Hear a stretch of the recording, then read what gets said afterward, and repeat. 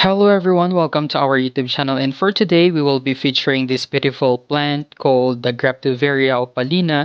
So this one is a hybrid succulent and yung kanyang leaves nga is thick and upright, and pag hindi nga siya stressed, it will be giving us a pale bluish green color. But as of today, since medyo stress na nga yung ating opalina, we can finally see yung pinkish na color sa kanyang pinaka leaves. So itong succulent na to can grow up to 8 inches tall and 6 inches wide. In terms of its light requirements, itong ating opalina can actually tolerate yung partial shade na area, although it's best nga if we will be growing it under full sunlight. So these days, I have moved itong ating opalina outdoors in an area na talagang full sunlight yung nare-receive niya, and I was actually surprised kasi finally nagkaroon nga siya ng parang pinkish coloration sa kanyang pinaka-leaves, something na hindi ko nakita before,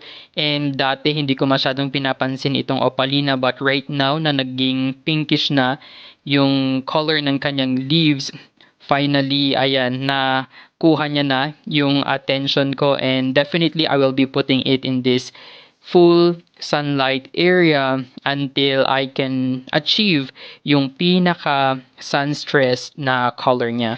Watering wise, we have to water it thoroughly pero infrequently. So kung talagang nag-dry na completely yung ating potting mix, that's the only time I do water it. So you can water it directly nga sa kanyang pinaka soil, and this is the most ideal way, 'di ba? Ayan, so directly sa soil lang tayo magdidilig, pero it's also possible if didiligan natin siya from the top.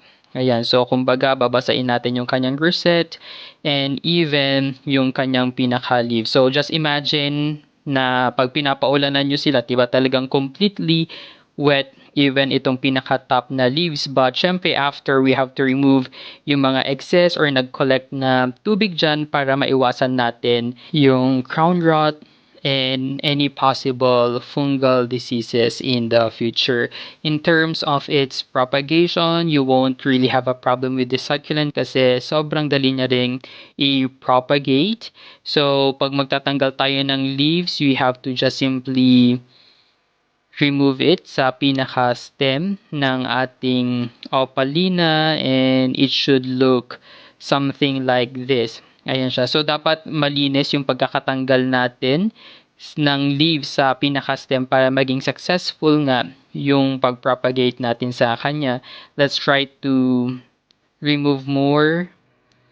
Ayan. So, siguro dalawang leaves na lang muna ang tatanggalin natin for today. Ayan, so we can put this na sa ating potting mix for propagation.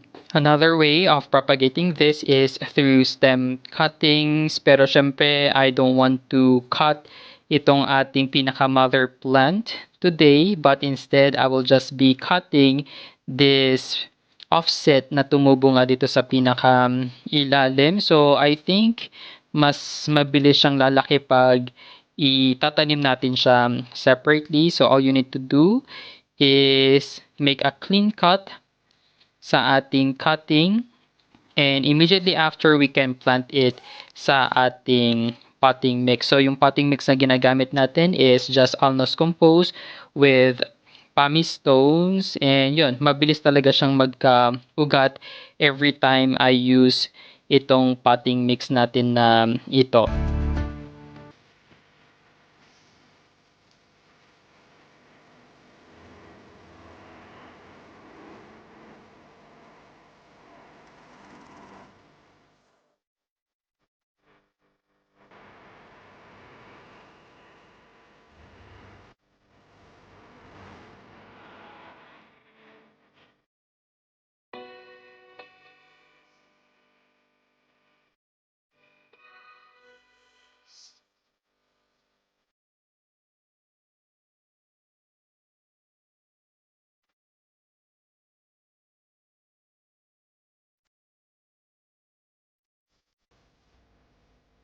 And lastly, for their grooming and maintenance, it's important na we should be checking on our succulent from time to time for any pest and for any fungal diseases. So kung may pest dyan, we have to apply insecticide. Kung may fungus, then we have to apply fungicide.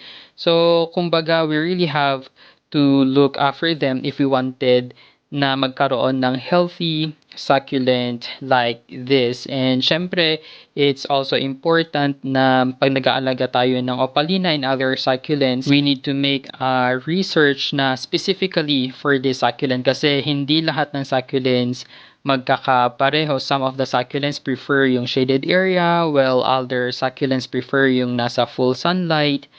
Ganon. So, iba-iba, even their growing seasons, magkakaiba sila. And I really hope that you learned something for our Opalina care guide. Thank you guys for watching. Don't forget to like and subscribe to our YouTube channel. You may also visit our Facebook page at Desert Succulent PH.